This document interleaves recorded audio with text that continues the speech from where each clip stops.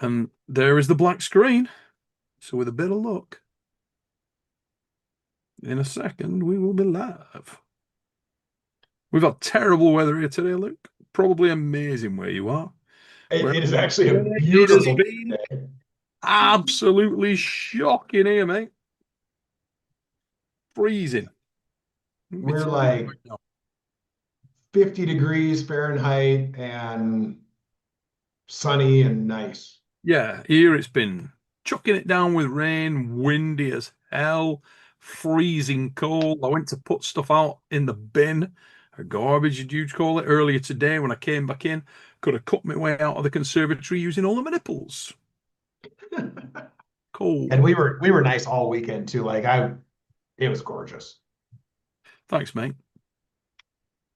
Rub it in. Why don't you?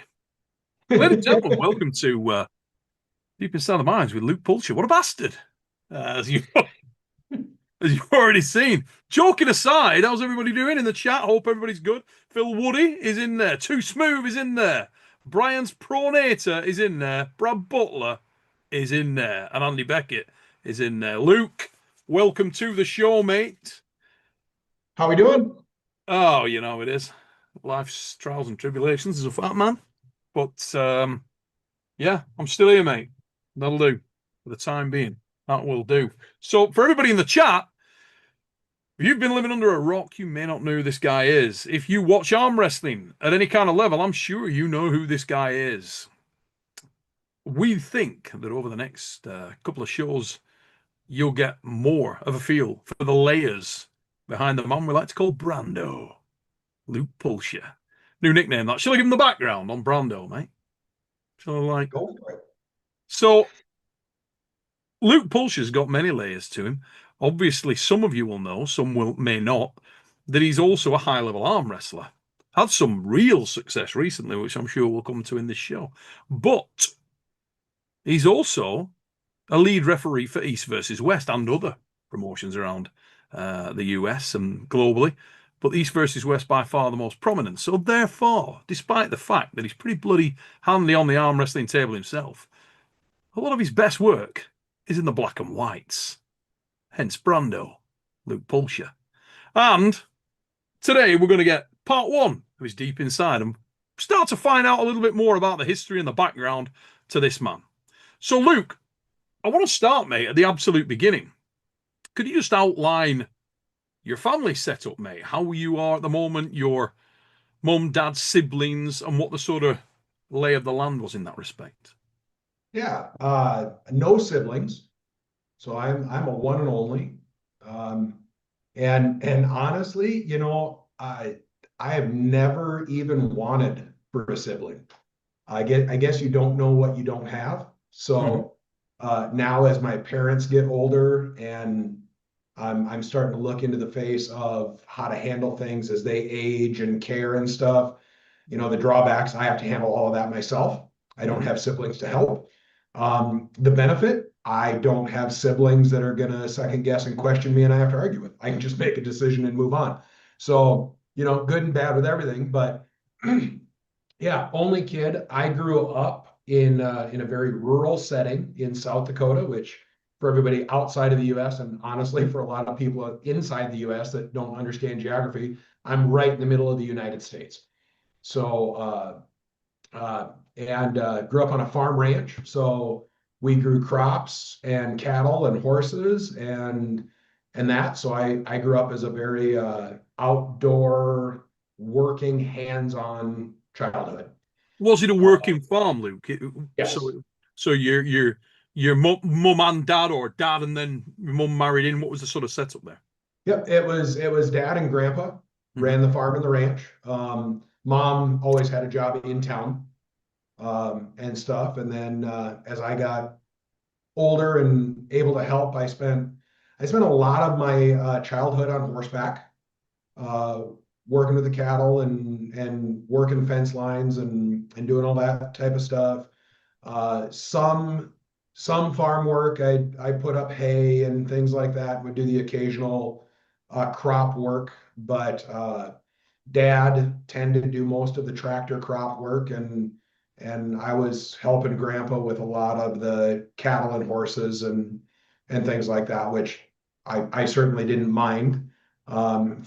Definitely that part of my life, I thought I was going to spend my whole life being a rancher and raising cattle. That was what I assumed I would do, which couldn't be further from the truth. But growing up, that's just what I assumed I'd do. Um, Both my dad and my grandpa, I looked up to a ton. Hardworking men, no nonsense, no BS. You just do shit, you do it right the first time type of people is who I learned from.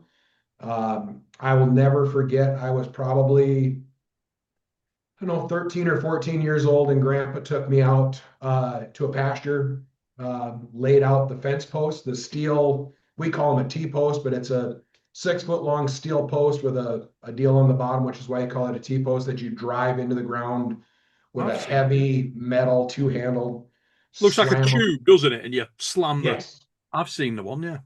Yep. He laid out the posts where he wanted them and said, "Go to work. I'll be back in an hour." And so I pounded posts, and when Grandpa got back, he looked at them and pulled every one of them out of the ground and said, "Now put them in straight." And I redid the whole half a mile of fence straight. So I learned a couple of things that day from Grandpa, which was one, how to put in fence posts, and two, if you do it right the first time, it's a lot easier.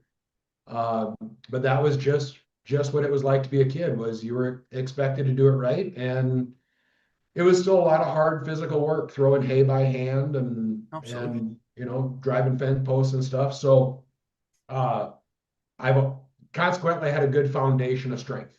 Yeah, they Just always the old saying, isn't it? Farm boy strong. yep. A lot of, you know. I always remember the early UFC. And do you remember the welterweight champion, Matt Hughes? Remember Oh Matt? yeah.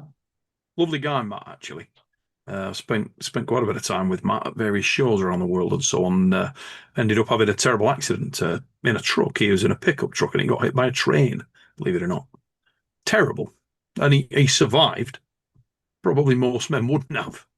But obviously he was pretty, steely guy. And yeah, very determined, tenacious, remarkable man. And farm boy. And everybody always used to say, he was just a good, clean living, honest, thick set, super strong mother. You know what I mean? Just he was that guy. And Oh yeah. yeah, that's very much the sort of picture you're painting in my mind. And that sort Yeah. of rural strength out, just working, crafting all the time. And I think if you follow sport back, mate, it's fair to say a lot of fighters and strength sport athletes probably came from that kind of background, that labouring background. I would imagine. I already know what hard work is. 100%. What were the sort of main crops you were growing there? Was it mainly livestock or were you mainly produce? We were about 50-50 livestock to produce. The Hmm. crops were soybeans and corn, primarily, a little bit of oats once in a while, but mostly soybeans and corn where we were. And then Tremendous. any hay that we grew for the cattle. And we had, I don't know, I suppose at our biggest, 125 head of cows with calves. So when you had the calves with the cows, you were at 200, 250 head of livestock, and then Bloody always hell. had roughly half a dozen horses because they were tools. We used the horses to be able to take care of the cows. That was Ah, before four-wheelers and ATVs and all that stuff got popular. That you went out and you got your horse every day and you went to work. forgive my sort of ignorance on the farming side of things. Is that quite a big holding that for a US farm? No, not especially not anymore. Right. We had probably we probably farmed 600 acres and then had another 500 acres of pasture ground. Yeah. But we also, where I grew up, we had a lot of moisture and a lot of really good grass, so you didn't need as much ground. Um, Anymore, that would be considered a hobby farm. Christ. It was enough in the 80s and 90s for dad to provide us a nice living. Mm. But now that would, I mean, farmers chuckle. They have fields that big now. Mm. Um, and my rancher friends in pure ranch country where I live now, there's not a lot of farming here. It's all ranch country. Comparative to the 500 to 800 acres of pasture that we had, they have 5 and 6 thousand Whoa, acres whoa, in whoa, this sweet child of mine. You said area. 500 acres you've got. Yeah, then of pasture, which is small now. That's But massive. I have a really, really good rancher friend that I still help him. I go ride horse with him, help him with the cattle and stuff. He runs cattle on 6,000 acres. Wow, that is so big. God. You got to come visit, man. Mate, I would love to. Just up, mate, off the picture you just painted in your head, I kid you not, that is so aspirational for me. That sounds amazing. It really does. I mean, Yeah, it sounds so aspirational. it's Middle of nowhere, farm. Oh my God. this is where I live is still big, hard country. Yeah. Like we get 3 day blizzards and weeks of sub-zero, and you got to keep livestock alive. And I mean, it's miles and miles between neighbors, and I mean, it's still hard country, hard men working out in the elements every day here. A lot of rivers and lakes and that kind of stuff over there. Not a lot where we're at, some, but we're relatively arid where we are, so not enough moisture. It's Yeah. why the ranches are so large, because they've got to have that much ground to be able to have enough grass for the cattle. Okay. Like my one really, really good rancher friend, I mean, he runs 600 head of cattle. Jesus. Um, and you figure it takes about 40 acres of grass for that cow calf pair to be able to live a year. So then it's just math from there. Yeah. Uh, but we're in South Dakota, we're still, I believe we're still 3 cows for every person in the state. Okay. So there's Like a three big times as dating many challenge, cattle isn't as it? there You are know? people. It's wonderful. Wales is a bit like that, but it's sheep. There's another story there. We'll not go into it. It's completely different. A Yeah. different thing. Yeah. Go on the Welshies. We we get Greg Foster's like, I'll break my foot off in that man's ass next time I see him. They love a sheep, the Welsh. But we'll leave it there and move on. So, mate, early influences. I mean, you spoke about your dad and your granddad. We were close knit family with what is it sort of a very close knit family, or were they quite stoic? Your granddad and your dad. uh, Very close, but stoic at the same time. I don't. I honestly, I don't know that I ever remember my grandfather saying the words "I love you." Just always knew it, of Which didn't course. happen. Yeah. Just wasn't. And I mean, honestly, a very small handful of times I think I've ever heard my dad say it. Mm, Um, I can remember probably every time I've heard my dad say the words "I'm proud of you," because it just not something that was said a lot. I think he has been and he is proud of me. yeah. Um, I'm but sure he is. it's not anything that was necessarily, I don't know if it wasn't it just that generation. My dad is now 78. Yeah. So that generation certainly wasn't good at sharing emotions, Yeah, they're very, very and steely, aren't they? yeah, and grandpa's generation even less than that. Generationally, I joke with my wife that generationally my family is much, much better if you look at the men as far as how we deal with things and stuff. But Yeah. yeah, that's my grandpa grew up. I grew up just 2 miles away from my grandpa. So I spent a ton of time with him as a kid. Um, Lots and lots of memories with my grandpa Pulcher. My grandpa on the other side was close to, and a great man. Just it was just a different relationship because I didn't work with him so closely all the time. Yeah. Um, and probably my grandpa Pulcher was my inspiration for strength. Um, he wasn't a big man. He was probably 5'9" at the tallest he ever was. I doubt he ever broke 200 pounds in his life. Mhm.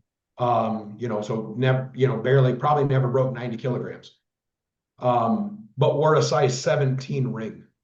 Bloody hell. Yeah, just massive, thick. Was the youngest of seven brothers. Yeah. And those boys, when they had a disagreement, they fought it out. So Grandpa was hard as nails. Yeah. Um, I love those and old school lads like that. oh yeah, yep. They're Uh, awesome. I wish that we need more of them actually. I wish they made blokes like that. That breed died out. They don't make that model anymore. right, It's like you say, absolutely hard as it. If you get hurt, don't show it. If you get killed, walk it off. right. That guy, just ridiculous. And to some extent, we're missing a bit of that. And I think my grandpa was soft compared to his dad. Mm. Um, each one of those boys was kicked out of the house. They didn't leave on their own. They were told to leave. When my grandpa was 17 years old, his dad, my great grandfather, told him to turn the pickup around.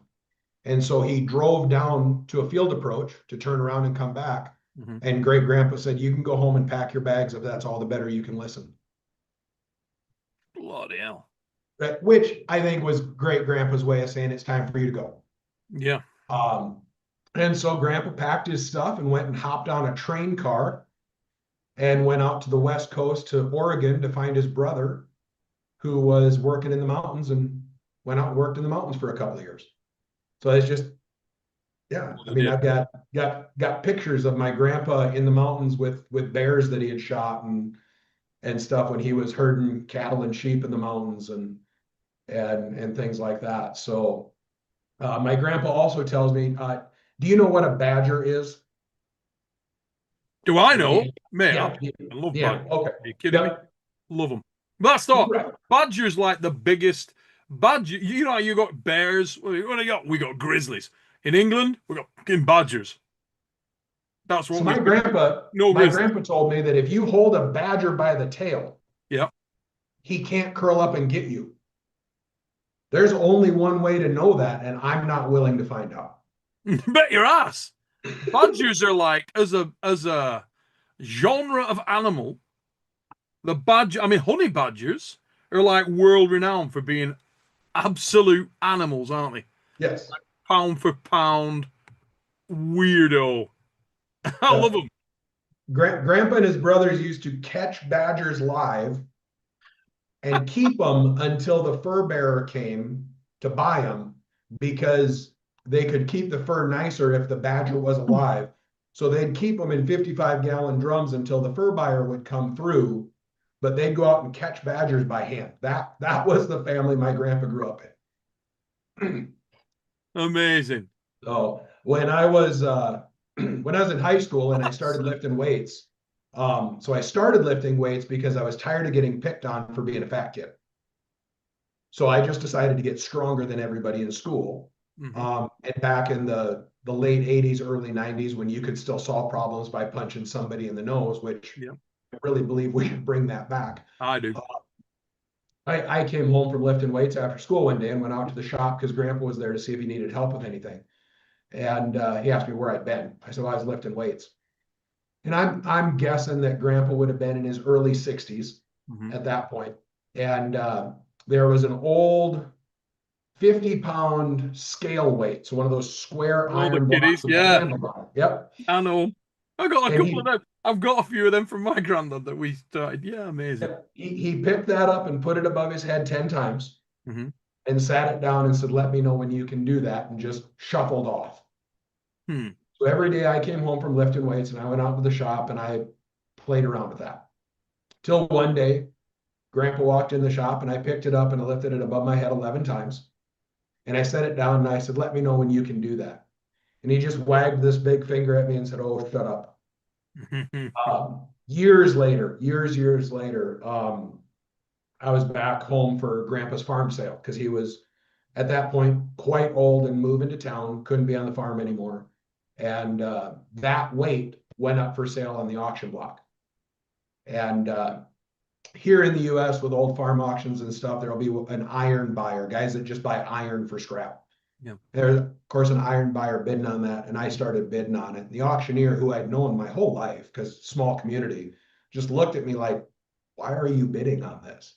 I said, "I don't care what it costs. That's mine." Mm. And the auctioneer just said, "Sold." And the buyer, iron buyer, was like, "Wait a minute." He's like, "No, this is this man's grandson. He wants it. I don't know why, but he wants it. He gets it." I paid $35 for it. Mm. Iron buyer came over and asked me, and I told him that story. And he said, "Let me give you the $35." I said, "No, best $35 I've ever spent." That weight sits in my shop. And every time I walk past it, I pick it up and I lift it above my head one time and I set it down. Good for you, Luke Pulscher. But that stupid piece of iron has an awful lot of meaning for me in my life. Love it, mate. That was grandpa. So Absolutely awesome. Tell me about your dad, Luke. uh dad, little bit bigger than grandpa. Again, big paws, like 15 ring, solid, hard working man. Um did I you hear people that have mixed relationships with their dads and stuff, and I just didn't. I've always had a good relationship with my dad. Um, he's one of my better friends. We live, 6 hours apart now, so I don't see him near as often as I'd like, but we talk on the phone often and things like that and get together a couple of times a year. But um, he taught me the things a dad is supposed to teach you. He taught me how to hunt and fish and to fix things and to build things and I mean I think he taught me how to in turn be a good dad, because I hope my kids would tell you that I'm a good dad. I try hard. I know you Uh, do. I know every time I meet you, there's so much at the forefront of your mind. And the way yeah, that you talk about them, your face lights up, which I think is awesome. yep. And yeah, I mean, there's just I remember growing up and you would hear about one of your buddies or another kid that decided to test their dad because they were tired of listening to the rules and stuff and get into a scrap with their old man. Never crossed my mind. Not because he didn't occasionally piss me off, but I never had a doubt my old man would tear me in half. And I considered myself pretty scrappy and tough. Hmm. Um, and at 78 years old, I'm pretty sure I can take him now. But I don't think I'd get out clean. Them Hmm. old men are mean. Yeah, yeah. Um, and listening to the stories when he was a kid, and then I'd talk to the then old men that he grew up with when they were young men, and the stories they would tell me about my dad. Yeah. Yeah, I would not have wanted to piss that man off. And he's the one that started me arm wrestling. Really. Was my dad. Yep.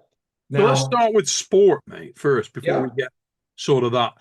Were you a sporty kid? Were you, or was it all encompassing with the farm and the chores? it was. I played sports. I was not athletic. I did the normal things, t-ball as a kid, What is that, uh, mate? T-ball. like baseball, but where they set the ball on a post when you're too little to have pitchers. Okay. Yep. Um, and then, when like baseball and stuff came, well, I couldn't be going to town for that because I had work to do at home. Hmm. And that was fine with me. Um, was never much of a football player. Still, like I know we just had the Super Bowl over here. I don't know who was in it. I don't care. But I wrestled. I was a pretty decent wrestler. Yeah, Not because not wrestling's enough. in schools there, isn't it? Yes. In the Yep. States. It's a school That's sport here. ace. We should do Yep. that. Yep. Yeah. I was a good wrestler. I wasn't a great wrestler. Like my Mhm. son was a great wrestler. Way better wrestler than I ever was. My dad Was that wrestled. sort of your favorite sport when you Yeah. were a kid? Yeah, by far. I like individual sports way better than team sports. Okay. And I'm Um, taking it from what you're saying there, your dad maybe your granddad. You had a bit of a lineage of wrestling. Were they involved in Dad that kind of? wrestled. Dad was a good wrestler. Again, not a great wrestler, just a good wrestler. Um, Dad and I both wrestled kind of the same. We wrestled from a point of strength. Hmm. Um, my son was blessed that he was a very good wrestling technician and strong as hell. Okay. So he had both things to rely on. Dad and I just wrestled and won because we were just physically dominant over other people. Yeah. Um, and then once I got into high school, I found powerlifting, and that's really where I spent most of my sport in high school was powerlifting. In fact, I can remember a powerlifting meet that I went to, and it was not well organized in my school. Like we had a weightlifting coach, which was basically a guy in the community that also lifted weights but didn't know anything. And at what Um, age were you this point, mate? Because the 15, school 16. system in the US is different, where you break for high school, as it were. So you're like 15 years of age at this time. Yeah, 15, 16 years old. Okay. Um, so went to a weightlifting meet, and the three lifts, of course, were bench press, deadlift, and squat. Yeah. And I went to just compete in bench press. We didn't do much squatting in the weight room. Nobody really did any deadlift. And the coach came over and he said, "Yeah, I entered you in all three. We need the team points." I I honestly I don't know that I really probably deadlifted more than two or three times ever prior to that. Okay. Um, so I did my bench press. Like I said, 16, maybe 17 years old. Uh, did, bench press 305 pounds, which back then at that age was a lot of weight. I know that's not a huge weight for high schoolers today, but it was good weight back then. Oh, and at what body weight were you then? 220. Okay. So I was strong, but I was still a fat kid. Okay. Um, and then I don't remember what I squatted, but I remember deadlift because not really having done it, straps weren't a thing. Um, so my first try at deadlift was like 335 pounds, or not 300, 135, just the bar and 245s. Just Yeah. go pick it up, get a feel. And then whatever I did for my second lift, probably 225. And then the last lift, you had 60 seconds. So you could try that weight as many times as you wanted in 60 seconds. And I didn't have any idea, so I just told him to put 405 on the bar. So I went from 225 to 405 Hell of a for jump, my mate. last lift. And I had it almost all the way up and it slipped out of my hands. And so I took a step back, took a breath, went back up, tried to pull it again. And like it didn't move enough to even make the weight make a noise. Hmm. And I looked at my coach, and my coach did this. And I looked up in the stands. Now, when I did play football and all those things, remember, Dad was working on the farm and the ranch. He Yeah. didn't go to many events. He was at this event, one of the one or two sporting events my dad attended. Yeah. And I looked up at him in the crowd, and I will never forget, he just looked at me and went, "Pick it up." And I walked back up and I just stood up with it, let a roar out in that auditorium. And I wish I could still find it because somebody took a picture and I had that halfway curled. Like I literally just picked it up. People were cheering. My coach was laughing. Other people were laughing because I went from not being able to move it to I ripped it off the ground purely because my dad told me to. Wonderful. Yep. He said pick it up. So I did. The mental approach is extremely powerful, isn't it? Yep. Yep. Yeah. Amazing, mate. Absolute quality. I love that. Thanks for sharing these stories, mate. It's mega. And I knew it would be. I knew an episode of this with you would be great. Absolute class. Such an engaging bloke. And I love the stories of you and your dad, you and your granddad. Amazing. That is, yeah, really good, mate. Really warming, actually. So we're 15 years old, powerlifting. How long did you sort of stay with that? Um, I I I worked out with powerlifting training Hmm. into my early 20s. Yeah. but I didn't do much for competition. And to put But context, you're a similar age to me, aren't you? Like I'm coming up 53. I'm Are you 51. Yep. 51? Yeah, so not dissimilar. Yeah. Yep. And at that time in sort of American schools was powerlifting quite prominent? Because I know, or certainly the impression we get over here is that powerlifting is relatively prominent with some areas of in high schools, even if it's just as a support program for like the football kids and stuff. But you see Right. quite a lot of it. Was that the case Yeah. then, or not so much? No, at that time it was very new. Okay, It was just kind of coming into schools. okay, Especially it might have been more prominent in more populated areas, yeah, but it was very new to where we were at. tremendous. And I kept pushing hard on the weights when I went to college.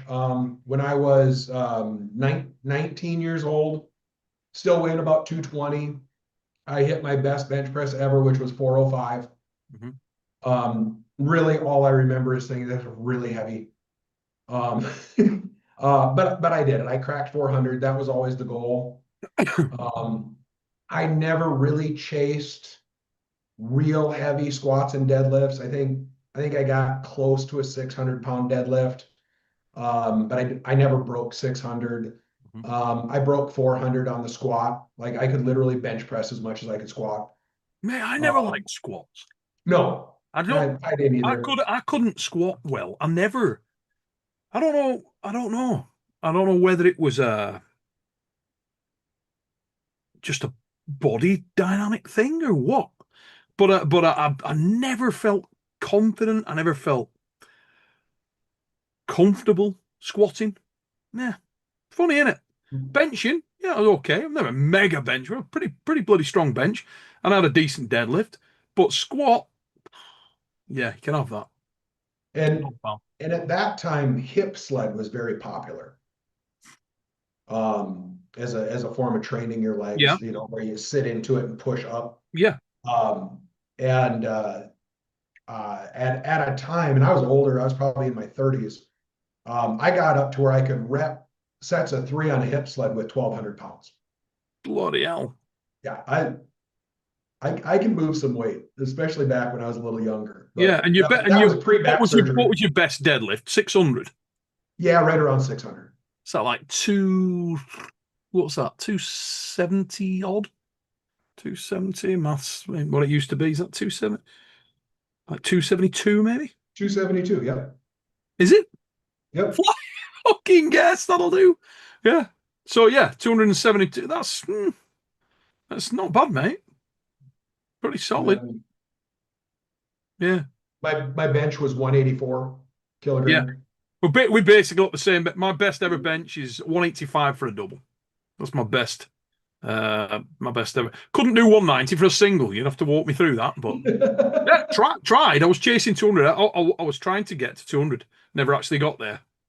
But strangest thing, I questioned like Ray Lipin's pretty solid bench presser, over 200 kilo bench presser. Ridiculous. Yeah.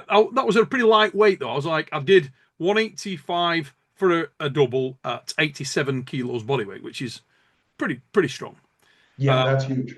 but I was going for, as I say, 200 was the holy grail. Actually hurt my shoulder quite significantly, my left shoulder, and stopped doing big benches just because it took me so long to get back, and I was very focused on arm wrestling.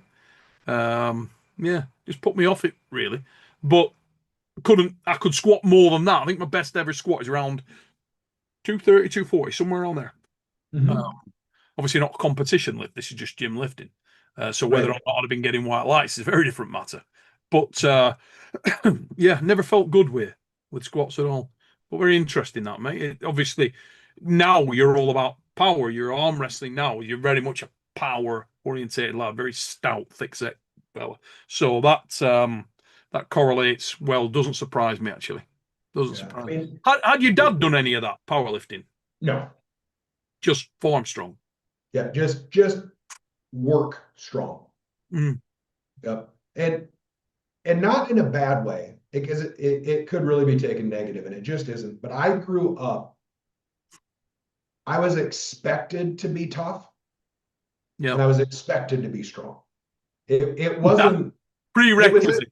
yeah, it was just an expectation. I mean, when I was in high school, I was working cattle, so we were roping calves, dragging them to where you would brand them, castrate them. I mean, ranch work. Yeah. And my my rope went under my horse's tail. Horses don't like that. Just an FYI to anybody out there that ever tries roping, don't do that. So she had to come apart. My horse did. So I got rid of the rope. She was still bucking, a little bit of a rodeo going on, and she was headed towards a fence. Okay. I didn't want my horse to go through a fence and get all cut up. So I decided the best course of action was for me to get off. And she wanted me off. So it was an agreed upon thing. So as I went off, timing was very, very bad. And I got kicked here, Oh, here, and in the chest by my horse as I was going off. Not her fault, just what happened. So I was crawling to get out of the way. me. And there happened to be a doctor at the branding who grabbed me. And of course, I had my hands on my face. And he Oh. pulled my hands down and said, "Are you okay?" Which, of course, is the normal question. But when you've just been kicked in the head and in the chest by your horse, it seems like a really dumb question. And I Good. remember looking at him and saying, "I just got kicked in the head by my fucking horse. What do you think?" And I stood up and started to walk away. And he grabbed me. He's like, "No, no, no, whoa." He checked me all over, went and got a cold drink, and I was back on my horse 20 minutes later working. So it hadn't Now, broken anything, done it. That's incredible. nope, although, and I don't know if you can hear this, but if you can hear that clicking, Jesus Christ. still does that from And that. that came from that incident. Yep. Yeah. Now, the next day, I was completely and utterly, as you'd say, knackered, worthless. Because I had such a headache. I was Oh, I so bet you sore and did, mate. swelled up. Look, he didn't But kill you. I finished working that day. Um, just what you did. But I had a perfect hoof bruise on my chest and a big scrape along my chin. It grazed me. I was incredibly lucky. I mean, truly, truly could have been a life-ending Oh experience. yeah, mate. My You know, my sister always been kept horses. Always had horses. Riding instructor, and she's oh had horses all her life. Very very horsey family. On my sister, my mum, and I used to help when I was a kid. I used to help out. I rode a horse when I was a kid, but I was never a good rider. I wasn't into riding. You know what I mean? But everybody in my family did it, so it's like, yeah, you end up doing it. One day we're mucking out the stables, and I break the golden rule. My sister's got a 17 hands horse, big horse, and she was called Ebony. And I decided that I'm going to go past the back of Ebony with a bale of straw that we're putting down for the beds of the horses. And she started to turn, and I carried on walking. And this was like the stables were all sort of board, uh, like multiply board. yeah, And I walked past her back, and I've got this bale in front of me. I'm like, I don't know what I was then, probably maybe 13, 14, somewhere around there. And I walked past her back, and my sister, who's older than me, had always told me never go past the back of Ebony. Do not pass her hind legs. And I was like, yeah, well, okay, they're all right. Walking past, and she moved forward. She got a bit skittish, flipped a little, and she just double kicked. And by the grace of God, she hit the bale of straw, which I'm holding. Both feet nailed this bale of straw. And she elevated me across the bloody stable. I hit the wall, and I went through the wall into the tack room. Put me right through two sections. The whole bloody wall came down and cracked this multiply. Sparked me. Don't remember. Just remember the first thing I remember is like my mum and my dad coming and going, "What the bloody?" and trying to calm Ebony down. I've gone through, and that, like you say, I was out the game. Didn't know what yep, the hell had hit me, but mega lucky that she hit the straw, and the straw cannoned me through the wall. Because she'd have hit me, that would have been the end of that. You know. yep. super dodged a bullet. But one thing it did do is it reinforced the message: do not go, go past the back of Emily. I never went past the back of Emily again with a bloody no way. I was a bit like all the time. Then after that, I wouldn't go near her. She's I bloody mean, strong. I've spent my entire life making, 12 to 1,500 pound animals do what I want. Levon's not that scary. And the power is ridiculous. One of my sisters, this was piss funny, but bad but good, right? So one day there was a big storm around our place, and some of the fences went down, horse fences. My sister's couple of small ponies. She had Prince Philip Cup or Mounted Games ponies. They were little. I don't know, maybe 10, 11 hands, right? They get out. And I'm a full grown, I'm like 24, 25 years old. And my sister rings up, she's panicking. They're going out and they're going down towards the roads, going across the meadows of this farm. So she knew the farmer, calls him up. We have access to the fields. I go out and my sister's panicking. And I'm a fit, strong guy at that time. And I think to myself, I'll fucking get this one that's out, this grey horse. I'll get it, or pony, I should say. I'll get it. So I said, give me the lead rope. Give me the head collar and the lead rope. So she gives it me. And I set off full bore down the field. And I get to the pony and I manage to get her to come to me. And then I'm going to grab her and I'm going to get the head collar on the lead rope and I'm going to take her back up, right? And I grab her round her neck and her nose. So I grab her nose and round the neck and I'm going to try and turn her head. And she set off. Mate, she ran me through a fence, ran me through a hedge. I could not put the brakes on that animal a bit. Where she wanted to go, she went, crashed me, and eventually I had to let go. But mate, bloody hell, respect to you for dealing with big animals, Yeah. because they are a different world, absolutely different world. I only experienced it with a pony. I don't want any more of that. That'll do. I'm out of the game, mate. Yeah. I am out of the That'll game. that'll do, donkey. Oh, Yeah. good Lord, mate. No, never having some of that. We just got taking a slight diversion. We've had a couple of super chats come in. Tim Talmadge. Love Tim. Uh-oh. Arm Sports Entertainment is in the house. He'll be going over to see us at the next event. He just says, can't wait to see you at the guys at the next event and have a beer next week. Looking forward to it very much, Tim. Top guy, super underrated. The Bird. Timmy Talmadge. Bad dude. Bad dude. You ever pulled Tim? Yeah, Tim and I pulled, God, it's been 6 years ago now, probably. We were in multiple weight classes together at the same event. And I can comfortably say Tim does not have a win on me. I do not know that would be the same outcome now. He has come a long ways. A little bit bigger than I am now, but Yeah. I He's know coming down, though, isn't he? working his way back down. I was going to say I think he's like around the 200 pound mark now. Yeah, yeah, And I think he's pulling in he's the talking Grand about Prix. 187. Yeah, pulling it. Here's one for you. He's pulling in the Grand Prix in Arm Wars in April. Yeah, Rolly Ray's in there. Tom Holland's yeah, there. Some badass names in there. That's going to be bloody interesting because at the moment, Tim's solid. yeah. Oh yeah, Tim's been pulling really, really well. Really Gets solid. it continually impresses me because he gets wins that I just don't think he should, and then he gets them anyway. So, and then once in a while he takes a loss to somebody that surprises me. So it's just arm wrestling math. But no, that day was definitely my day. But I would not underestimate Tim on the table right now. Yeah, man's coming on, as are you, and we will get to that in these episodes. Lucky Ones podcast. Glad you've got a new favourite, mate. I'm looking forward to coming on the show. Gonna get on there. Remember, guys, if you're not subbed to Lucky Ones podcast, get over there and show them some love. And I'll be doing something with them in early March on that podcast, so keep your eyes out for that. We'll set a date. Casey Byrne, thanks for your super chat. Coming with a super chat for you, Luke.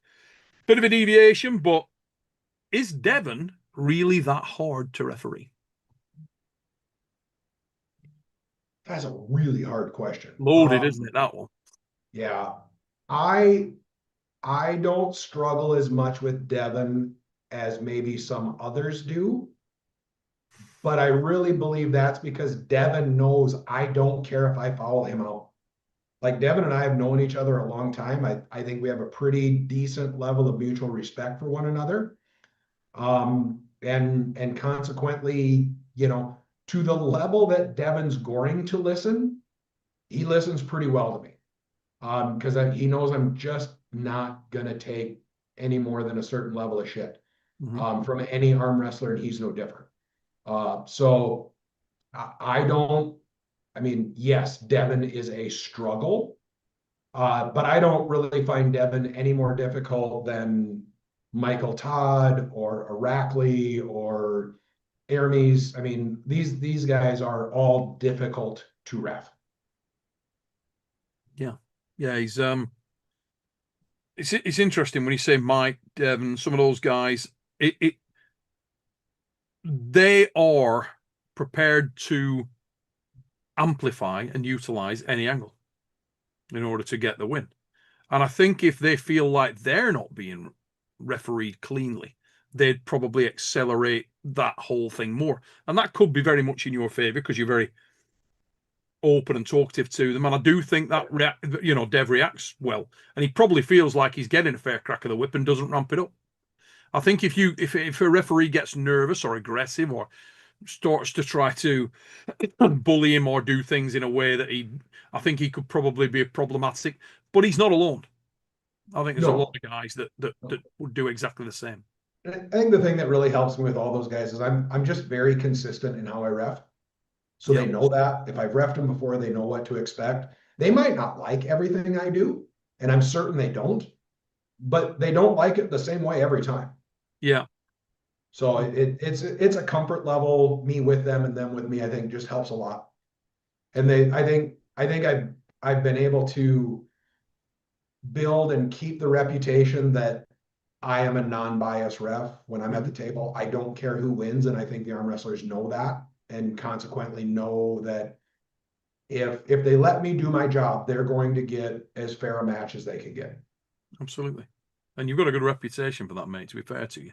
Friends with Benedict, thanks for your super chat, mate. Appreciate it. Thanks for the support.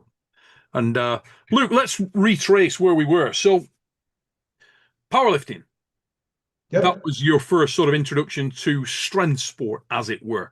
And you were going down the route of telling us how your dad got you into arm wrestling. I'd like to sort of really dig into that in terms of where you were age wise and so on and so on. And let's piece it together for people. Yeah. So it was about the time that I found the weight room. When I first started lifting weights, which I was about probably 13 or 14 when I found the weight room. Yeah. Um, and I don't know why. And I've asked my dad, and he doesn't know why.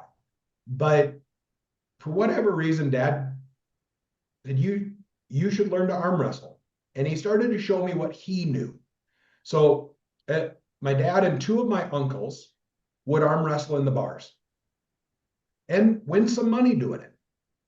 And my one uncle would go in arm wrestle tournaments occasionally.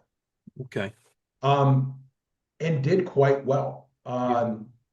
Beat some pros at that time, which would have been in the late 80s. Yeah. Lost in a match to Rich Lupke's. Like my uncle arm wrestled Rich Lupke's back in the heyday. No shame there, mate, because Oh, Richard right. Lupke's. Exactly. Oh, Yeah. But my uncle, who at that point you would consider probably an accomplished arm wrestler for a local region, never beat my dad. Just couldn't beat my dad. And so dad showed me what he knew about arm wrestling, which now I understand was nothing. Like knew nothing about arm wrestling, but knew enough that you set up and you pull them towards you just to get them away from themselves and then go sideways. yeah.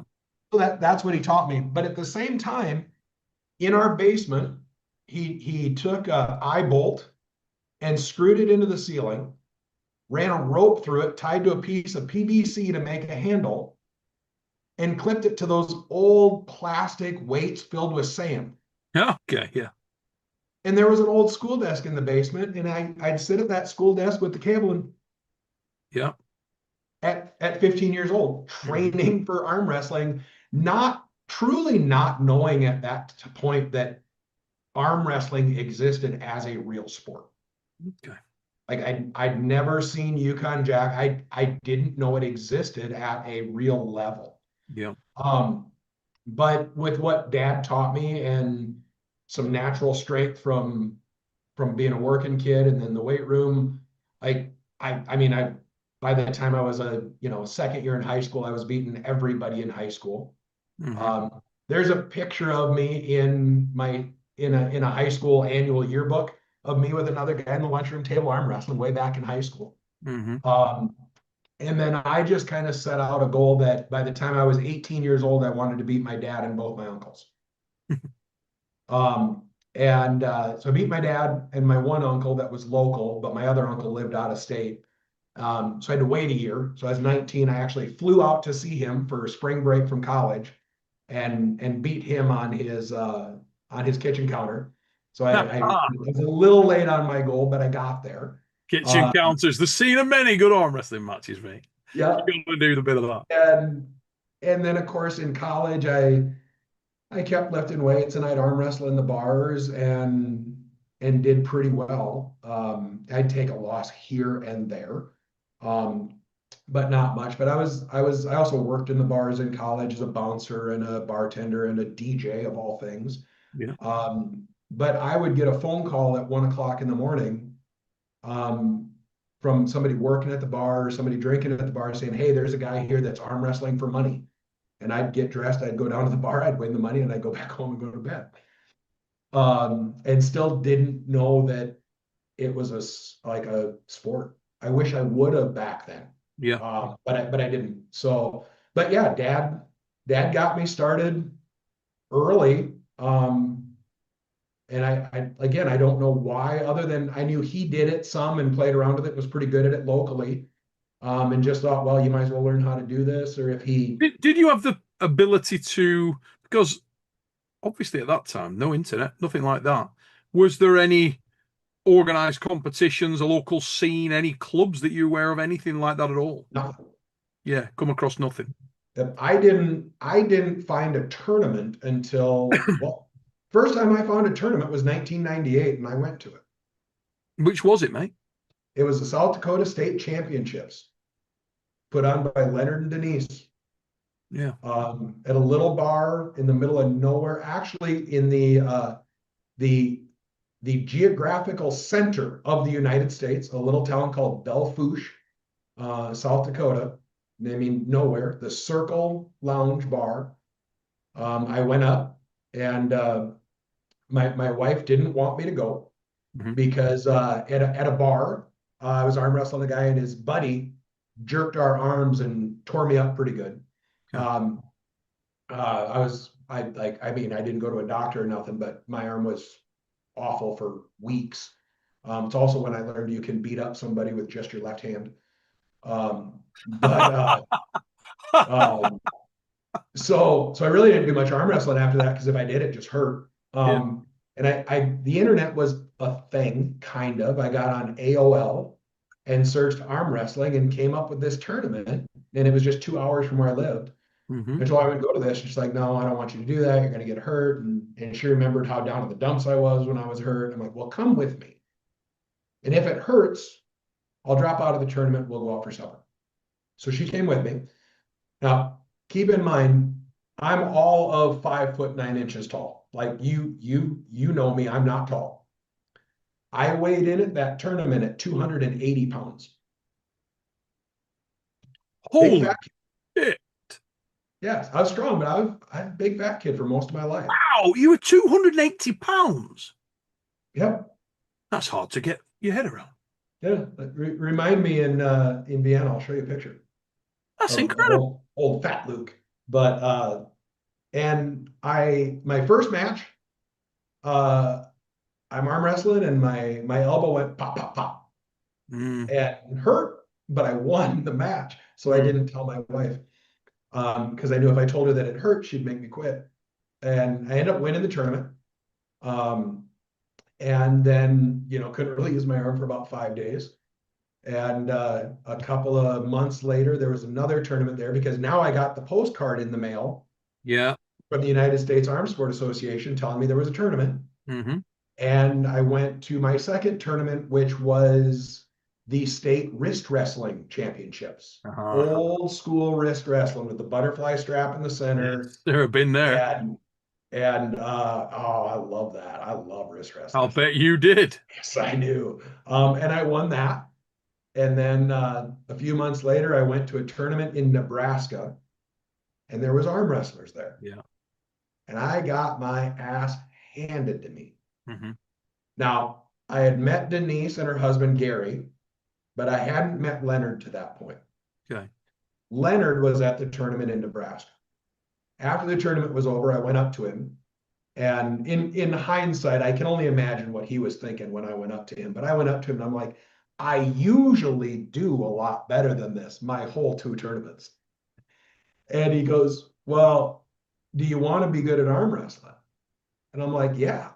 And he goes, because you're terrible, but I can help you. Tell us And what I'm you like, really think. Yeah. okay. And he asked me, kind of got on the table with me and he said, do you hurt right here when you're done arm wrestling? I'm like, yep. He goes, yeah, it's because you don't know how to arm wrestle. Like, okay. So he showed me on a top roll. And I probably spent an hour after that tournament with Leonard. Like he really, really, really took some time with me. Good on him. And a couple of months later, another tournament. Leonard was there, and I'm top rolling. I was a top roller. And at a break, he comes over to me and he's like, "Who taught you that?" I'm like, you did. He goes, "No, who have you been training with?" I'm like, "I don't train with anybody." What do you mean train? And he just looked at me and he goes, "Oh, okay, now do this." I always had a very natural aptitude for learning how to do things in the sport. Okay. Um, maybe not quite at the dark arts level, but I learn pretty quick. If you show me and I can feel it, I get it.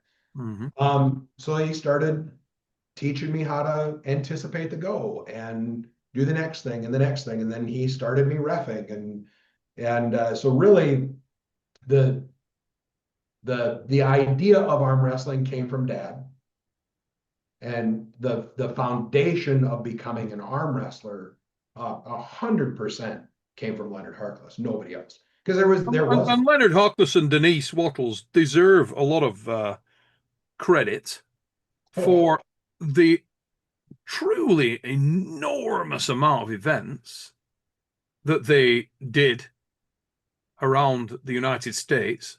Colossal number. They're one of they're two of the people that have put an enormous, and there's so many unsung heroes who fall into that bracket.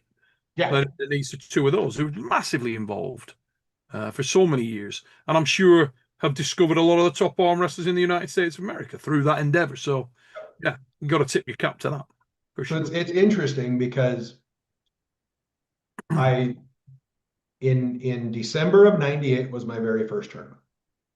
And I guess you could probably say that I hooked in that tournament because I didn't know anything else.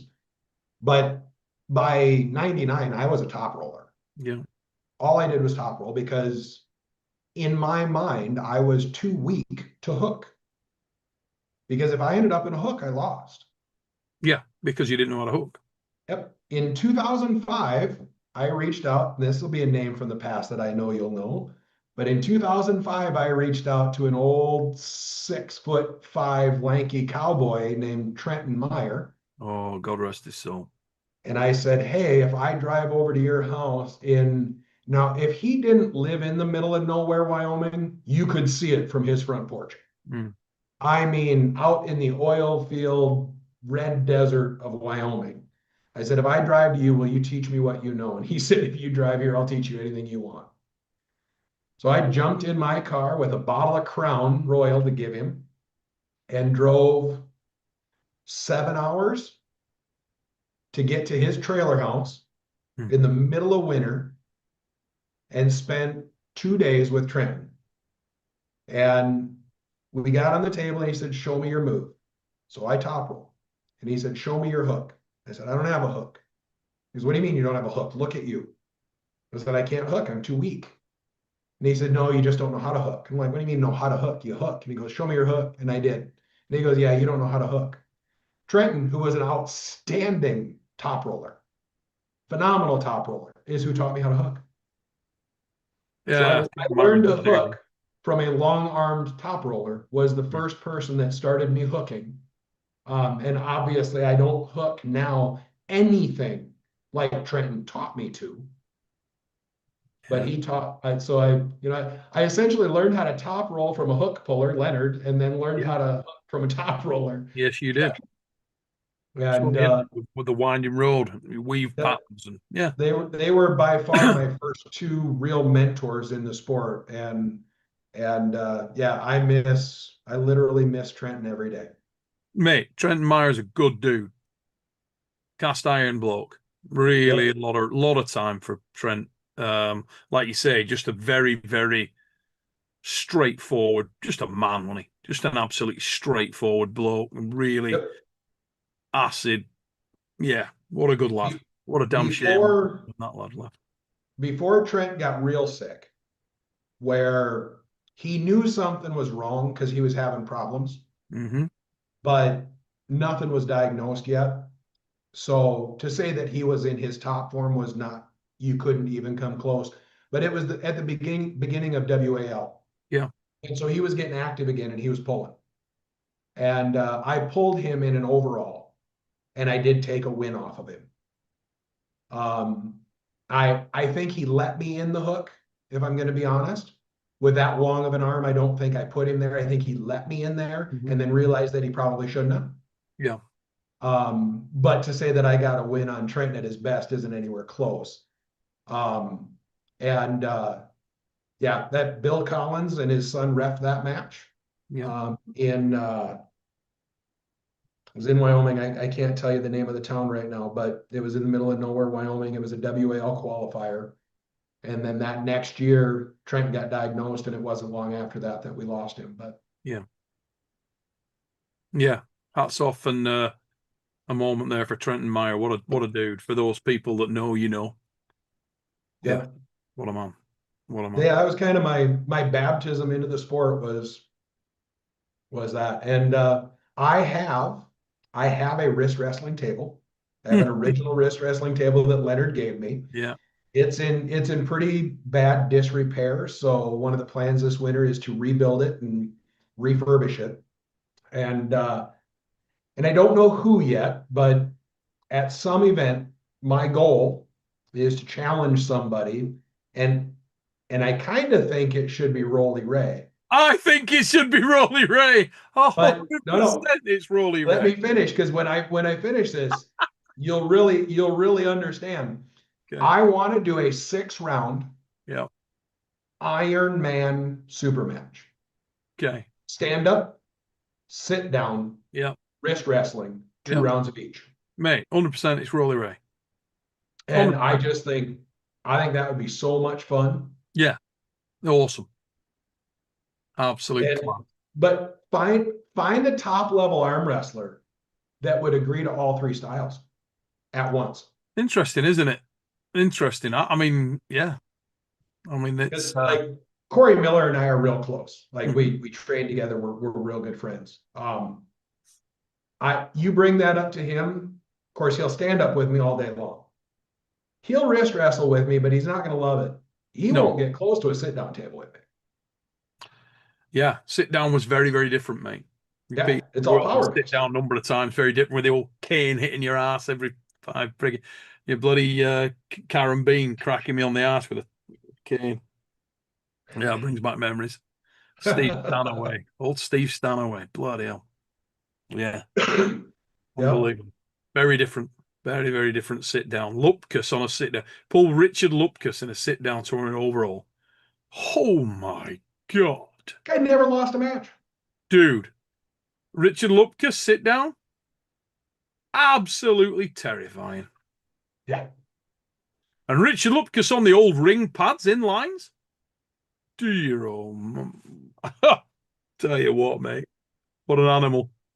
In his What an old animal. Zubra pants. Yeah. Cleve Dean. Pull Cleve Dean on an inline. You know, the old ring pads. Yeah. Pulled Cleve Dean on one of those. That was an experience. Bloody hell. Have you ever pulled on a wrist wrestling table, Neil? Oh yeah. My Okay. God. Yeah, many times, mate. Yeah, yeah, very different. Did you like it? I don't mind. I always felt like funnily enough, I can come out from there pretty good. Um, but yeah, I started as a hook puller, Luke. I was the other way. So people always categorized me as a top roller. My strongest move was always a hook. But I came to the quick realization that you go to the World Championships and you won't last long in hook. You go that you start running into the Eastern European, but you might win a couple of matches, but you're gonna go home early. The guys that finish matches win. You know what I Yeah. mean? So yeah, I had to adapt my style in that respect. So and it was good. But yeah, the old we were out, might be a bit before your time, but the old Anthony Celeste tournaments around Reno and Vegas, World Powerlocks, and yeah, that's going back. Bloody hell, when that would have been, that was like mid 80s, late 80s, into early 90s. And yeah, there were some epic matches there, mate. Used to go over to them in Oh, I early bet. 90s. Bloody hell. Ron Bath, Bill Brasink, John Brasink, Johnny Walker. Oh my God. So many I top was back I then. was at a tournament years ago, a little middle of nowhere, nothing tournament. Mm. And they didn't have a strap. So what they decided to do, because the Power lock referee, start. if you slipped, you went to power lock. Mm. You have never seen me try so hard to slip in my life. Mm. Once I found out they would make me start in a hook, I was just like, oh, this is the best thing ever. Like, this is amazing. Uh, but yeah, I can see where that wouldn't be everybody's most favorite thing. But and I've also found that, as a hook puller, and I tend to at this point view myself as a pretty technical hook puller. There's a Mm-hmm. lot of hook pullers that just aren't, and they need to be. Which is, I think, is why I win a lot of hook matches that people don't think I should, is because I understand technique in a hook. Um, Most of the technique in my hook comes from the initial start. If you put me in a power lock, it's a lot harder hook to win Yes. because I can't sit the same Yeah, because section. you're not able to set yourself in the same manner. Yeah, Yeah. 100%, mate. yeah. But no, oh yeah, those old days were a lot of fun. Really worse. Quick deviation. Just a note, guys. Also, we can keep the super chats pertinent to Luke if we can. Um, Friends with Benedict's just put, did you catch the Montana armbender this weekend? Clifton Erickson and Leif Sorensen are on the rise. Yeah, Yes, they and both did Anthony. really well. Yeah, very much. And How obviously talking about about Adam another Warzinski? mate. Holy Well, that's where I shit. was going to go. Talking about another American rock in a hook. Well, can pull anywhere, but endurance and hook is the one. Yeah, Adam was awesome, awesome. What a result! Super impressive. Yeah, and he's another very thick set kid. Love to see him in the mix with a number of guys, but most particularly Samusha. I, Um, very. Now that he's a little heavier, Mm. I think he could be a lot of fun in the 95 kilogram at EBW. Dude, if you match Adam correctly, particularly with guys that are favorable in the hook, there are some barnstorming matches out there because the guy can go and go. He's got unbelievable endurance. Yeah, really solid. But I don't want to deviate from the show and the topic of the show, which is obviously yourself, and keep it focused on that, mate. So let's get back to that. After giving Adam his props there in terms of sort of two things that I want to cover on, and we'll bring this first episode to a close quite soon and try and chapter it and get you back on here very shortly, mate. But I wanted to talk about the weight thing and the weight loss thing. Was that sort of governed by arm wrestling, or was that governed by other external factors? Yes. So um, initially, I went from being really fat at 280 when I started to just mostly fat and pulled around under 242. So I wasn't in the super heavies. Okay. And I did that for a number of years, lots of years actually. And then, there's that period of time for a lot of us, especially for a lot of us in the US, where we hit, 3 or 4, maybe 5 tournaments a year. That's about it. Yeah. for myself, I was building my business, raising my family. So arm wrestling definitely took a back seat to those things. And then in about 2016, 2015, my wife actually asked how come I didn't go to more events. I'm like, well, time and money, and she's like, well, the kids are older. It's not that big a deal if you're gone for a couple of days, and we're not broke anymore. So I'm like, well, yeah, but just kind of family comes first, right? And resources go there. And she made the comment, I thought you wanted to be a world champion. And I'm like, well, she goes, well, it's never going to be easier the older you get. So if you want to do it, figure it out. And I thought about it for a couple of days, and I sat down with her and like, well, this is what that means. This is what it means from a training aspect, a time commitment aspect, a travel aspect. Yeah. And I was weighing about 225, 230. Okay. And she just looked at me and she said, well, if you want it, go get it. So I started focusing a little bit more, going to a few more tournaments, training a little bit harder. And with that idea that I needed to be lighter. That yes, I can be competitive in the US at 225. I can't be competitive internationally at 225 at all. I'm too small. I'm just frame wise, I'm just not big enough. Yeah. And I wasn't willing to do the things it would take to be strong enough with my frame to be able to be competitive. So I started dieting. And then we had a pretty significant tragedy. My wife's mother was killed in a car accident. Jesus Christ. And then 3 months later, her dad passed away from Parkinson's. Bloody hell. So, and that was all between Thanksgiving and February of that year. Mm. So my wife spent the year trying to figure out how to get through a day. Oh, I can imagine. And I couldn't fix anything. And I don't do well with that. I mean, I run a wealth management firm. I do financial planning for a living. I identify problems and solve them. That's what I do for a living. It's what I do by nature. I mean, I fix shit. And I couldn't. And of course, with her going through what she was going through, she was relatively closed off as well, which understandable. But when you're in the middle of it, it's also terrifying because I felt like I was just losing my entire family. Yeah. So I took control of the only thing I could, which was nutrition.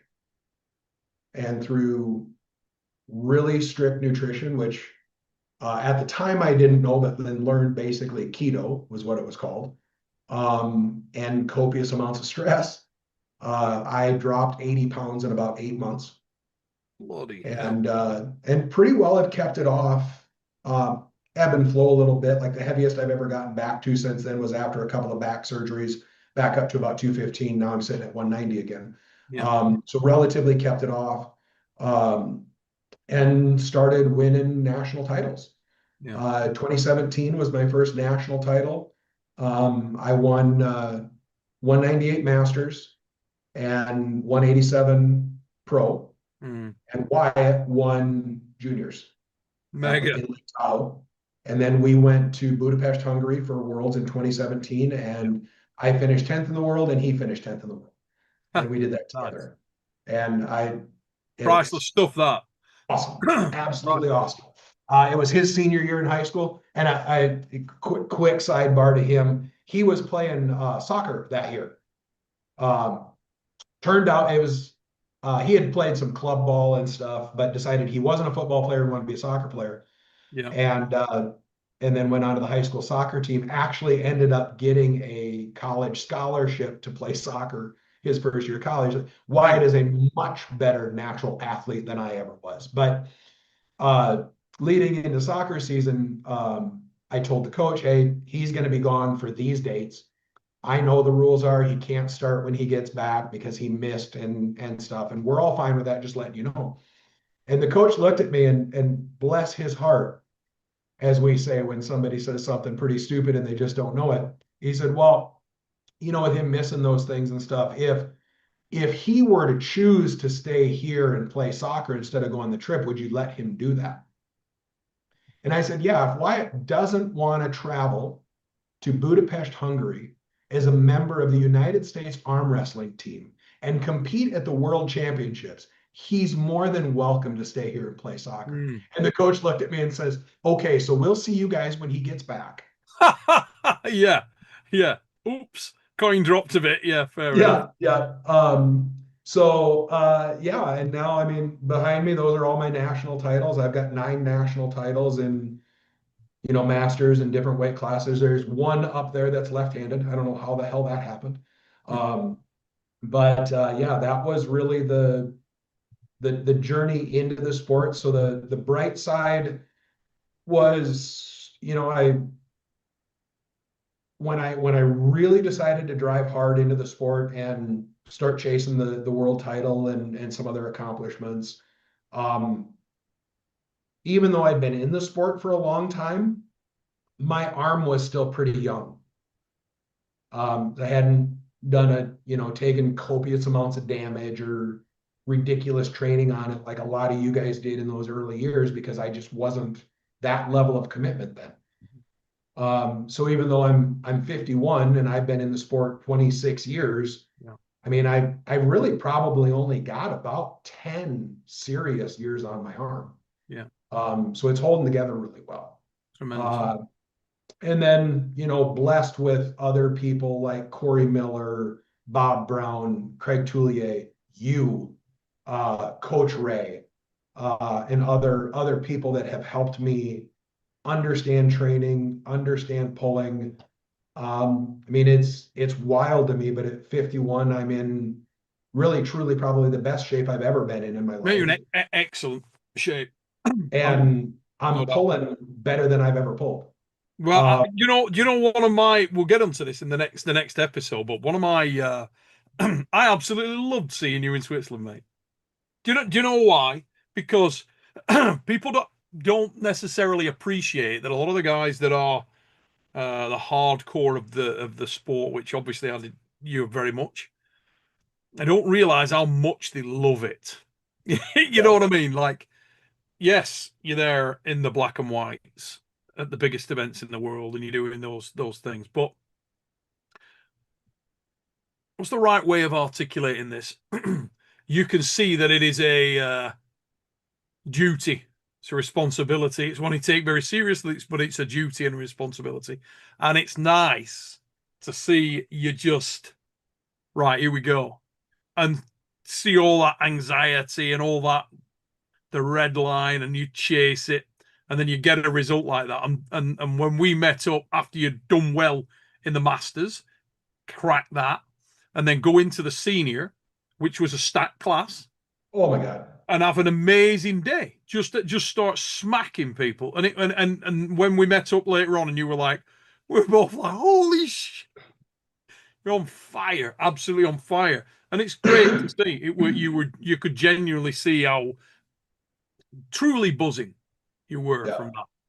You And know, yeah, it's I warm. know that I that if my name gets a place in the history books of our sport, it's as a referee. I understand that.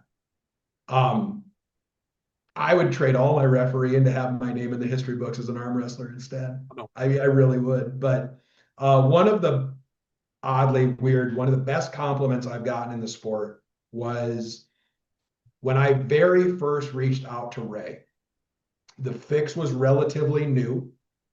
It was before I blew my bicep tendon off, so I was driving hard. I was headed into nationals. Ray was just kind of getting to be a more popular figure on the stage. Yeah, Um, and I messaged Ray and I said, hey, don't expect you know who I am. Told him who I was, where I was from. Would love to pick your brain about training. Would love to get on the table with you sometime.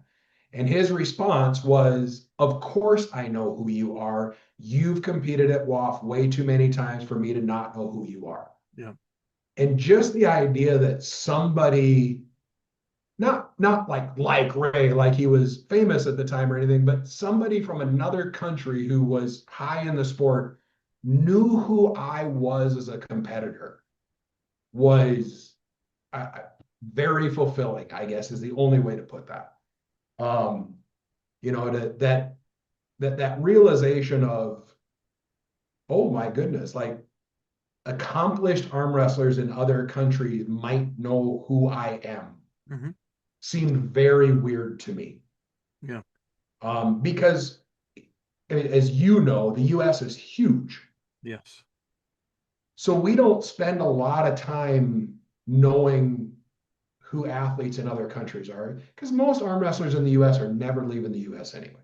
Yeah, and that's a blessing and a curse, isn't it? I mean, in Right. terms of the circuit over there, if you want to be active and just pull all the time, yeah, you can. And you want to travel and get around the US and pull, or North America, even US and Canada. If you want to just get around and pull, you could probably pull a tournament, multiple tournaments any weekend of the year, I would Yep. think, Oh, you know. absolutely. So And it's funny because you know, the US is very weird in a lot of things and certainly some aspects of how we view the sport. But I had a younger arm wrestler make the comment to me that, you know, really with some time, I could probably become a good arm wrestler. He's telling me this. And I was like, thanks.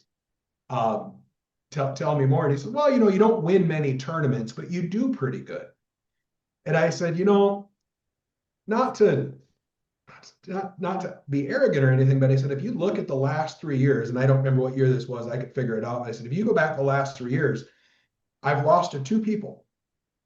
And he goes, well, but you haven't won many tournaments. I said, no, but I've lost to Corey Miller because Corey and I are geographically in about the same place. yeah, So if I'm there, he's usually there.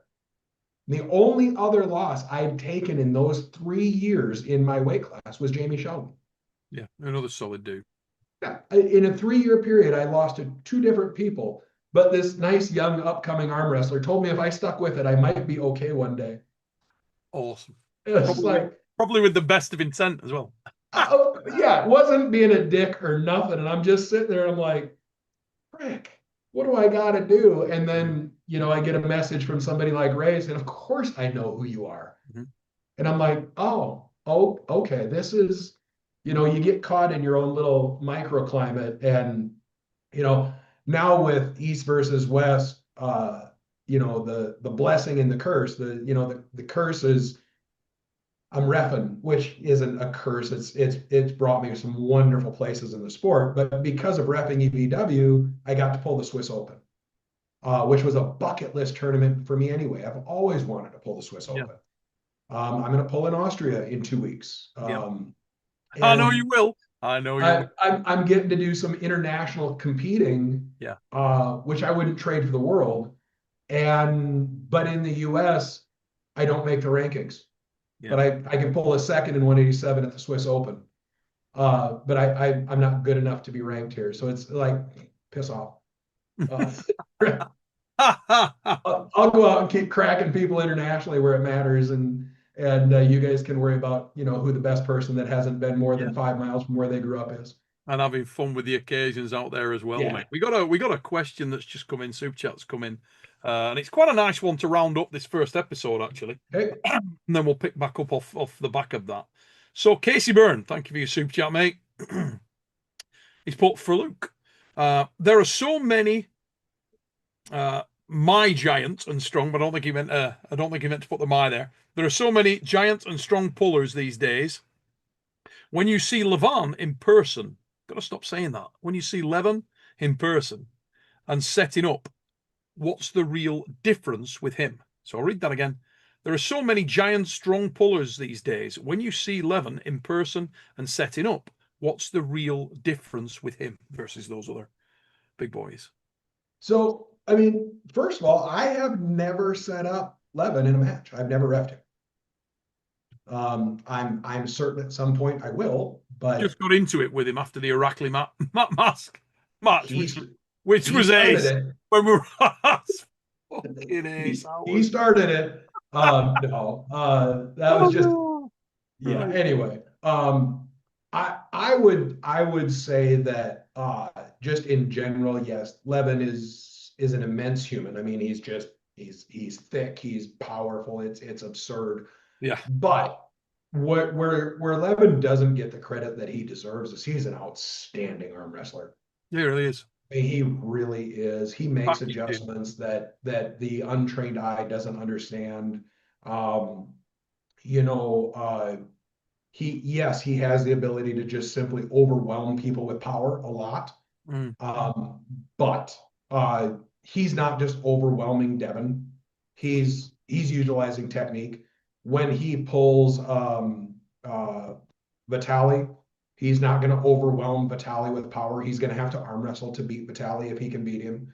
Um, Hermes, I mean, from their first time to their second time, Hermes didn't get weaker, but Levon handled him much better. It's because Levon made adjustments. Yeah, it's an Uh, interesting point, mate. Very engaging and interesting point. And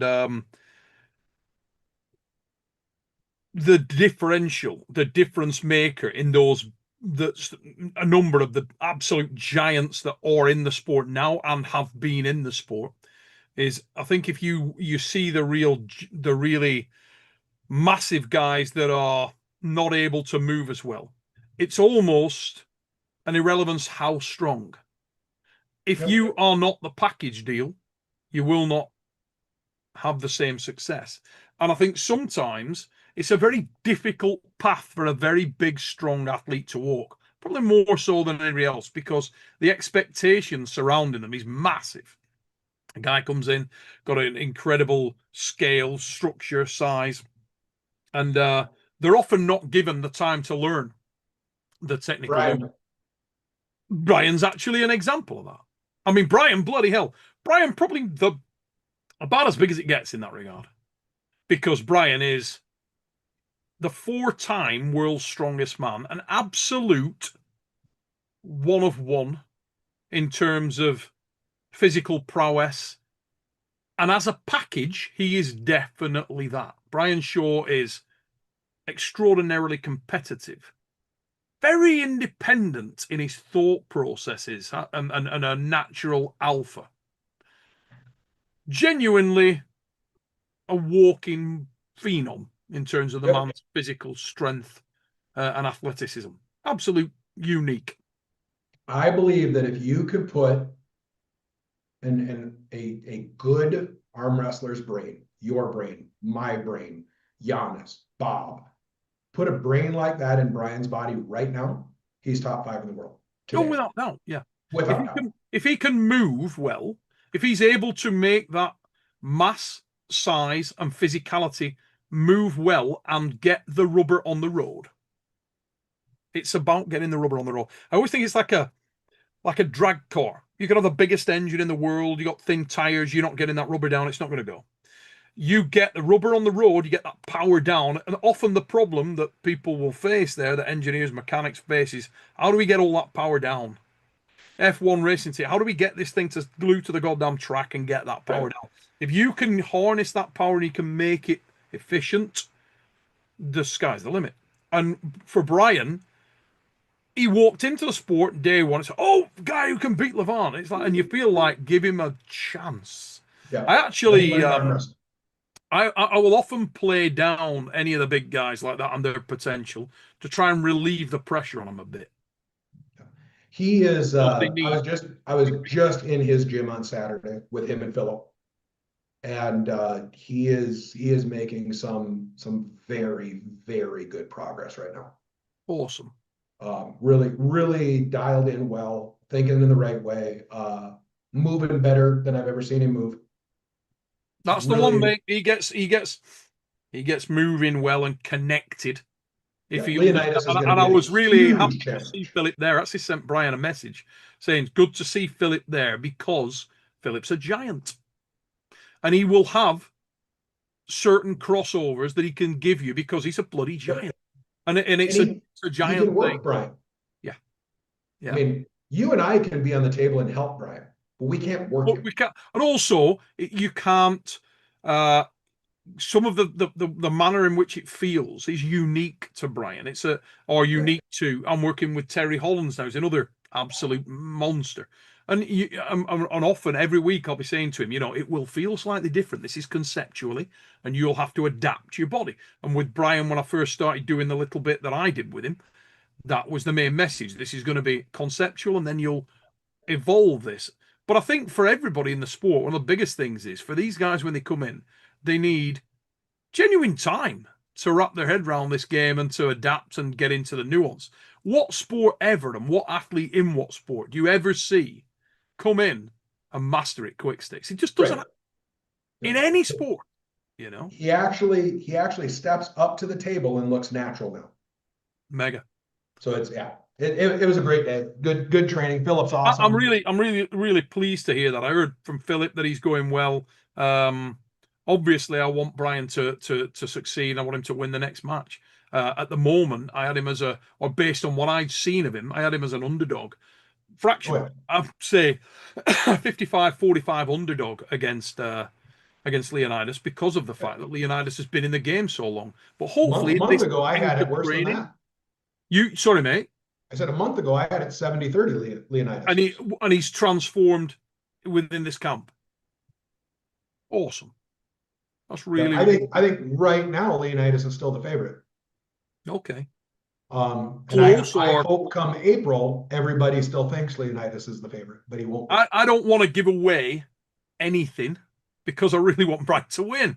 Look, it's not against nothing against Leonardo. I love Leonidas. Great lad. A lot of time for him. But obviously, I'm Team Shaw. I've a lot of time and respect for Brian. Spent time with Brian, working with Brian. Want the lad to win. So I don't want to speak about anything technically on here because I don't want that to leak out. Uh, Yeah. I think there is a lane, a combination of basic movements that if Brian can nail it down, he'll run him over. Yeah. It's interesting because Brian asked me if I'd be in Germany for the match. I'm like, well, I don't know yet. Um, and he said, well, if you are, will you ref it? And I said, no. He just looked at me and I'm like, He'll remain well, in the corner.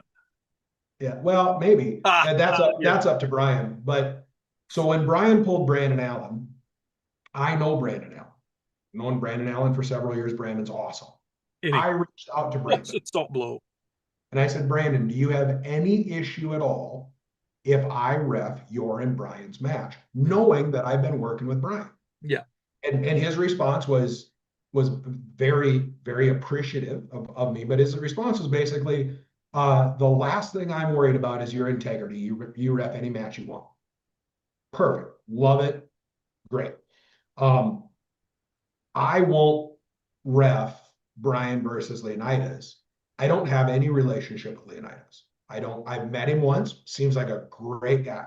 lovely bloke. Yeah, I would never want the fact that it's very, very known now that I work with Brian and helping him, that if he were to win, it to somehow detract from his growth in the sport from somebody twisting it because I was the ref. I just won't fair allow enough. it to happen.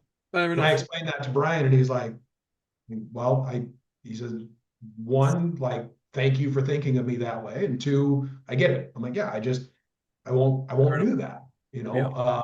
What people don't realize is when the inverse usually happens, right? Like there is nobody that my son hates reffing him worse than me because I am so Yeah, much more because you're going to be like so conscious of the fact. right. Yeah. I over ref him because I don't want anybody to think I'm You ever know, giving mate, him a free there shake. was a bloody football match a couple of weeks ago, right? Big football match. My son's team, oh, they're playing under 18s. Ref doesn't show up, right? They've got an allocated ref. It's a cup final. Ref don't show up. The only other guy in the entire setup that is a qualified football referee, Lancashire School football referee, is one of these guys. But his son is playing. So he goes across, same thing. He says to the other team, look, because everybody's saying, well, he could do it. He can do it because he's a good ref. But he's like, yeah, but my son's better and I'm not, that ain't it. He's come to play. That's it. So, they've no other ref. So he goes across, says to the other team, do you want me to do it? Yeah, okay, they'll do it. And the same thing happened. He was super hard on his son. I saw his son get fouled and he gave the bloody foul against his son. And we were on the side, obviously there's a bit of banter there. We're like, oh, referee's a wanker. We're all in there, straight away giving it him. But he was definitely heavily in favour of the opposition team. And you could Sure. see that it was, and it's a shame. It's a hard balance to strike, isn't it? Oh yeah, absolutely. Yeah. And the Leonard Leonard taught me a lot of things as a referee. Keith Michelle, Bob Koschel, rest his soul. Like I was truly blessed to learn from really the best in the world at the time. Those referees were in my backyard, so that's who taught me to ref. Mm-hmm. But they all taught me the same thing. The only thing you have as a referee is your integrity. The moment you sacrifice that, you might as well put your stripes away. Mm-hmm. And you know, you see it. You see refs that favor, but you don't ever see those refs respected. So yeah, you get to a point where you don't even allow there to be the opportunity for somebody to spin something in a poor way. Mm-hmm. So yeah, Mate, great answers. We're like way over the time we'd set, but I don't give a. I absolutely loved this episode, mate. I absolutely loved talking with you. Thank you for neither sharing. one of us thought you were getting done in an hour. Dude, mate, would have been we could go another 3. It wouldn't be a problem. But thank you so much, and thank you everybody in the chat for supporting the show. Listen, if you are a fan of Luke, which I'm sure most of you will be, we'll be back with part 2 in the next few weeks. We've also got part 2 of Terence Opperman. We've got part 2 of Tom Holland. We got also Bogdan Stoica and more coming down the tracks. Reno Masick is another guy that I want to get the part 2 on here with. So, yeah, they're coming thick and fast. Keep your eyes out for those over the next few weeks. I want to say a massive thank you to Luke. Tremendous. Thank you, Neil. We've been Absolutely. talking about this for a long time, and I've really been looking forward to this because there's some of the stuff that Ray has done. These are the videos I hope one day my grandkids see. Mega. I love it, mate. And I know they will. And I've done a number of these, and let me tell you right now, I absolutely love that, Luke. And I'm looking forward genuinely to part 2. It's an absolute pleasure as always to speak to you, mate. You're acid. You Brilliant. too. We And will we'll see you in a couple weeks. couple of weeks' time, brother. We will be there. Safe travels over, and I'll see you very soon. For everybody in the chat, ladies and gents, thank you for tuning in. If this is your first time with Supernatural Strength Channel, please hit that sub, give us a like, give us a share. I hope you all enjoyed the show. We will be back with the fix, if not beforehand, on Sunday. And then it's East versus West right around the corner. Remember, East versus West 22 is coming. It's coming soon. Huge 28. card. Yeah, big card, big show. And then off the back of that, we've got an incredible April coming up. The Arm Wars Iron House is in April. We've also got the right hand match with No Limits Devon Larratt and Vitaly Laletin. Going to be a massive, massive year for arm wrestling, breakout year, and it's really kicking off in a good way. 28th. Links are in the description. Also, look at the pay-per-view, number of links in there. Phil Woody's just actually put Luke's Instagram. Go follow Luke there and keep abreast of what's going on. Luke, thanks again, mate. Really appreciate your time. Have a wonderful day, and I will see you in a couple of weeks, mate. Thanks, buddy. Cheers, buddy. Bye-bye.